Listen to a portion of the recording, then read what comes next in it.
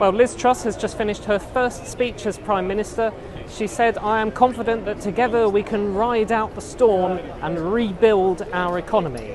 Now, never mind who's been in power for 12 years or the fact that it was a bit of a play on words with the rainy weather we've had until just now in Downing Street.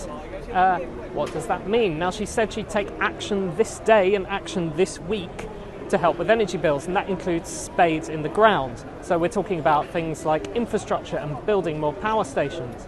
But what it was light on was detail, and especially detail of how she might help with your bills this winter.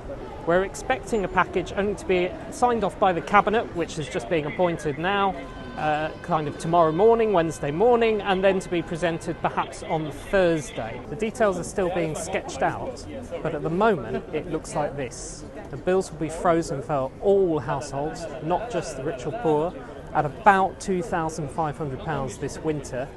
That's, they claim, the equivalent of what they are now, even though the cap is sort of just under £2,000 flat. And that's because she will carry on with doing a £400 kind of discount on your bills this winter, and she's going to take the green levies off bills as well. Now, that is all well and good. The problem is, how do we pay for it? The reports at first were that it was going to be funded by paying back out of your bills for 10 or 20 years after this happens. That caused quite a lot of outcry. It was sort of dubbed an energy mortgage, and it would of course see 4-year-olds who are starting school now paying back your energy bills when they went to university. What seems to have been settled on instead is that they will put the money on government borrowing, otherwise known as the national debt. So it's more than £2.5 trillion at the moment. The cost could be something like 100 billion, although it's impossible to say because the plan involves capping the wholesale price of gas and electricity, and that can go up or down hugely, and so we don't know what it's going to be until it's too late, until we've already subsidised it. There's some criticism of this because, of course, if you're cutting taxes, as Liz Truss is doing, and you're paying for something out of general taxation like this, it means that you have less money to spend on public services like the NHS and schools, because you're paying back that money, those debt interest payments, every month.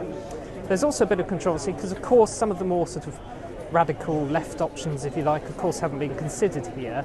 Things like nationalising the energy firms isn't on the table for Labour or for the Tory government at all. And under this plan, it seems as though these energy suppliers would still be able to make some profit, and that would sort of be protected under the system. So while Labour was proposing to kind of hike up a windfall tax on the oil and gas producers, this current plan isn't going to do that as far as we can see. It just slaps it all on what Rishi Sunak would have called the nation's credit card. So what else to know about this plan? Importantly, it looks like it will help businesses, not just households and families, and that's important because they're not covered by the off-gen price cap, and their bills are soaring from, in some cases, kind of £2,000 to £20,000. These small businesses will be absolutely crushed by those costs this winter. Another thing to know about it, though, is that it looks like it's universal. So we have a Liz Truss who on the campaign trail said, "I don't like taking money in taxes and then giving it back in handouts." Well, it looks like that is exactly what she's going to be doing, because every household, rich or poor, multi-millionaire or on the breadline, is going to essentially get the same discount off their energy bills under the plan that's being looked at. That is a very interesting thing. It's more like the sort of policy Rishi Sunak, her arch enemy in the Tory party, through this campaign was doing, and it's big food for thought for a Tory tax-cutting new Prime Minister.